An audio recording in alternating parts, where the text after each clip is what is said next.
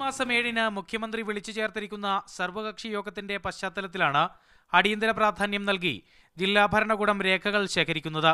താലൂക്ക് തലത്തിൽ തഹസിൽദാർമാർക്കാണ് കയ്യേറ്റക്കാരെ കണ്ടെത്തി റിപ്പോർട്ട് സമർപ്പിക്കാനുള്ള ചുമതല.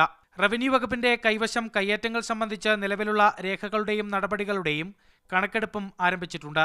റവന്യൂ അന്വേഷണ കമ്മീഷനുകൾ കയ്യേറ്റങ്ങളുടെ പട്ടിക ഉൾപ്പെടുത്തി നേരത്തെ സമർപ്പിച്ച റിപ്പോർട്ടുകളിൽ പരാമർശിച്ചിട്ടുള്ള കയ്യേറ്റങ്ങളുടെയും കയ്യേറ്റക്കാരുടെയും ഇപ്പോഴത്തെ സ്ഥിതിയും അന്വേഷണ വിധേയമാക്കുന്നുണ്ട്.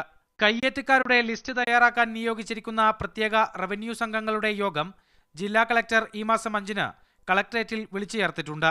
കയ്യേറ്റക്കാരുടെ മുഴുവൻ വിവരങ്ങളടങ്ങിയ ലിസ്റ്റ് തയ്യാറാക്കാൻ ചുരുങ്ങിയ കാലയളവിനുള്ളിൽ കഴിയില്ലെന്നാണ് റവന്യൂ സംഘങ്ങൾ കരുതുന്നത്.